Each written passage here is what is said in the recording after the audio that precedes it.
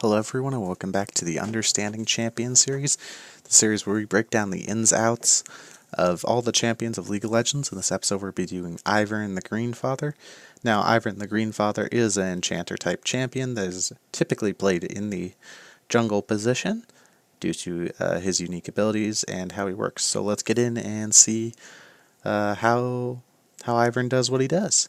So the first things first here to know about his big unique, the reason he's a jungler is his passive.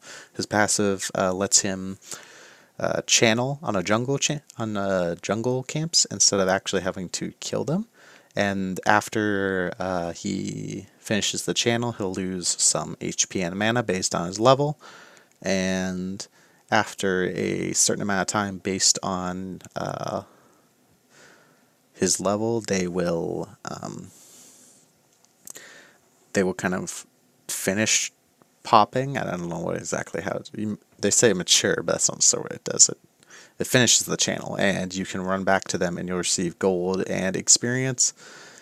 However, if you smite it, you get it instantly, regardless of whatever the state of the camp is. So this allows for very easy counter jungling, in that you can just run in, channel for the 2.5 seconds, and smite and walk away. And this is predominantly one of Ivern's main draws as a jungler, is his ability just to run in and steal whatever he wants from your jungle really quick, without items. Even he could do this level 1 if he wants to.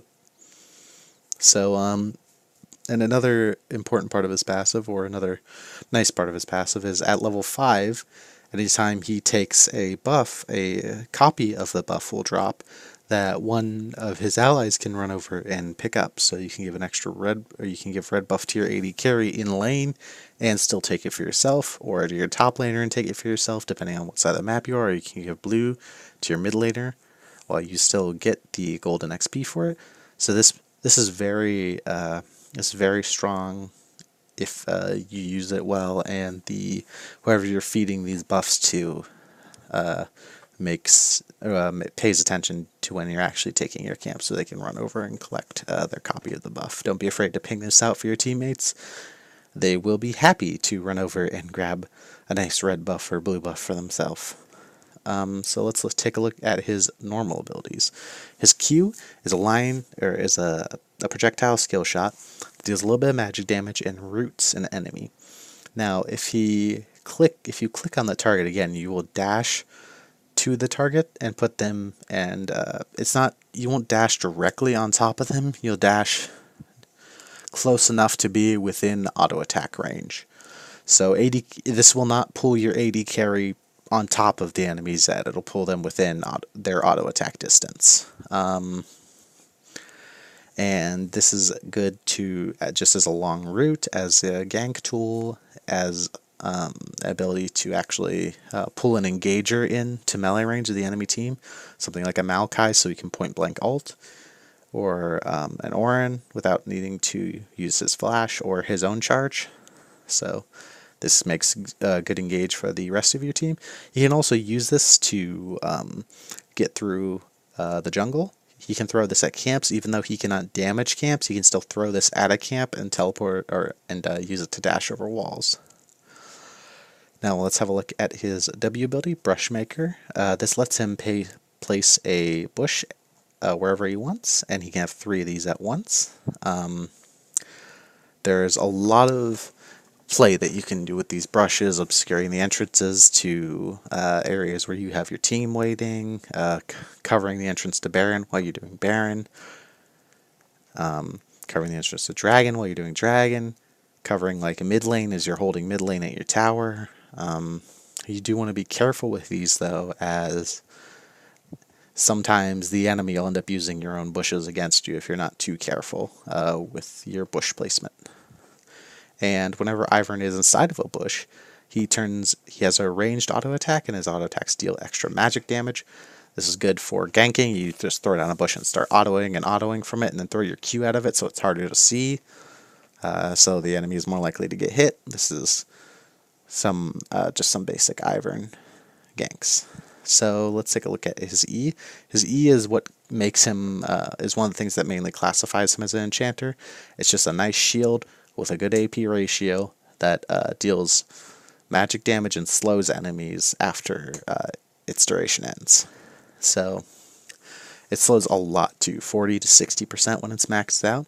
This is very good for peeling or even just engaging. You can sometimes it's right to throw this on yourself and flash into the enemy team just to slow everyone down so your team can engage and hit their skill shots easier. And his ultimate summons his friend Daisy, which is basically a blue buff that follows him around and you can use to attack enemies. If we have a look here at the actual pet itself, she has her own ability, which is called Flower Power. Whenever she attacks a enemy, they get a stack, and when a target has 2 stacks, their next attack gains bonus range and sends a shockwave that knocks up enemies in a line. So if people don't pay attention, this will just knock up your entire team over and over. It's almost like a mini Nautil assault after 3 autos. So it's very important that you have good control over Daisy with by rebinding minion controls, and you can also have her use your root ability. If you take it, she'll go through the root collar ability. She'll follow through with it. So now that we have a look at his kit overall, we can talk a little bit about what this kind of does, how this champion actually works in game. So in game, what this means is that Ivern has the ability to kind of take whatever he wants from anyone's jungle at any time, but he is vulnerable to being shut down relatively in the early game. He can have a lot of his camp stolen because he gets low HP on his first clear. So it is very important that your allies ward, or at least you ward around your jungle so that the enemy jungler doesn't come in and kill you as you're trying to wait for your first set of camps to mature so you can collect the XP. And he has decent ganks through his root collar, the damage he has from Brushmaker and Trigger Seed, so as long as you have a damage dealer in the lane, his ganks are not that bad. They're not the best, but you're not picking this champion to gank 24/7. You're picking it for his ability to itemize into enchanter items and get a lot of value through that. So now let's have a look at his basic rune setup and some of his item choices. So he has 2 main primary pages. The first one is Sorcery, where he takes Aerie. Aerie is good because it helps him deal a little bit more damage with his empowered autos, help him heal a little bit more, or not heal, help him shield a little bit more with his Trigger Seed. For his first line, he can go Null for just the MR versus most decomps will have a magic user. There isn't too much good in here. Nimbus is also an option to speed up whenever you throw Daisy out, but that could be a little loose. Transcendence is great for him because, as I stated earlier, he does like to itemize into support and enchanter items, which have tons of CDR. You are very likely to overstack. And also because he is likely to get CDR boots, so he can have his smite up more often, so he can steal more camps. That's another reason why this is a good option. And for his final line there in Sorcery, generally Water Walking or Gathering Storm. Water Walking is better in games that are going to end quicker, but if a game is going to go 30 minutes or so, the ability to have roughly 1,500 gold value off your Gathering Storm just for free is quite good, and especially since he does have pretty decent scaling ratios for his shields and such. For the other main tree option you have is Guardian. This is more of a defensive option, whereas Aerie lets you maybe get a little bit more damage in while you're ganking, as weird as that sounds on Ivern. Yes, damage on Ivern. Guardian is more of the true pure supportive option. You could go Font of Life because he has a lot of slows and CCs that allows his allies to get a little bit of healing off that and allows him to apply Ardent Sensor to them through that, which is one of his main items. Conditioning is great just because it's free stats. Revitalize is good because he has shields, so more powerful shields is always good. For secondary options, you have Domination with Eyeball Hunter for just the free stats, and Relentless for the move speed, so he can move around the map quicker and get where he needs to go. This is more commonly paired with the Guardian option because if you're already taking, say, Water Walking in the sorcery line, this can be sometimes a little bit redundant. Another option is sorcery if you are going the resolve line for Guardian. Picking up the Transcendence there, or the Water Walking and Gathering Storm. And the other option is Inspiration with Futures Market and Cosmic Insight, or free boots. However, since Ivern does tend to like early boots, I would be careful with free boots. Free boots is more of an option when it's very dangerous for you to enter the enemy jungle, because your lanes are not going to have any priority, and the enemy jungler is a duelist, so you're just going to want to get as much gold value as you can out of your old jungle and just try to scale up and do your job in the team fight area of the game where you are at your most powerful as a champion. So now that we have a look at all of his runes, let's just talk briefly about minor runes.